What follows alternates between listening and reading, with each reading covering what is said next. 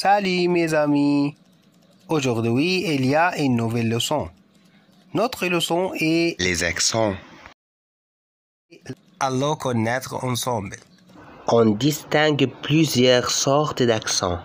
L'accent aigu, qui ne se trouve que sur les E.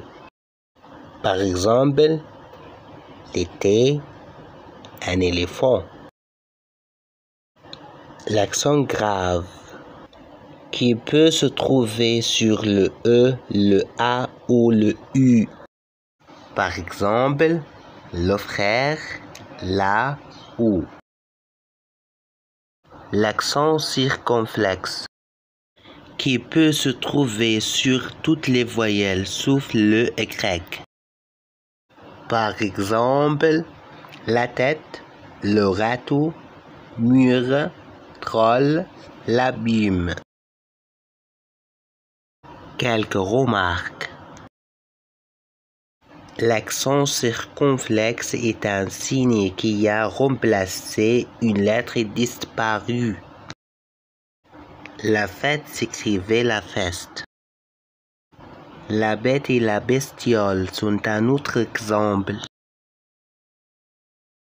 Les accents graves et les accents circonflexes peuvent aussi être utilisés pour différencier des mots homonymes.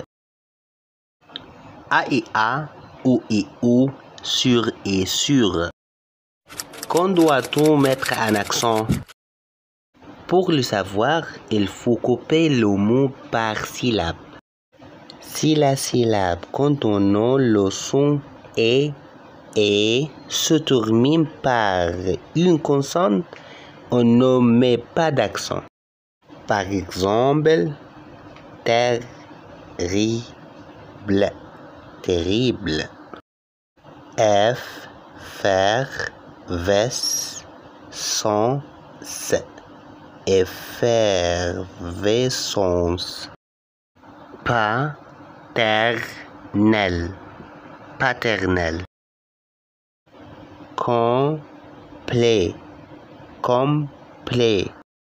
Sinon, je mets un accent. Par exemple, intéressant, intéressant. Sérénité, sérénité. Fermeté, fermeté. Complète, complète. Brève, brève.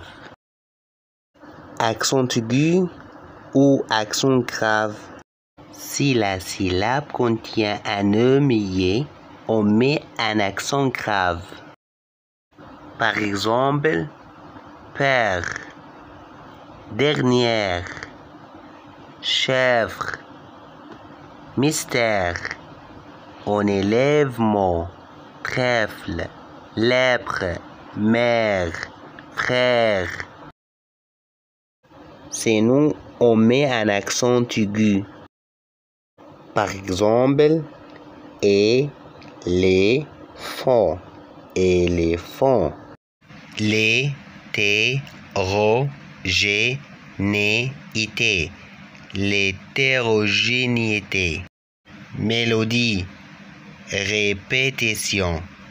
Clémentine, générique. Les mots se terminant par S.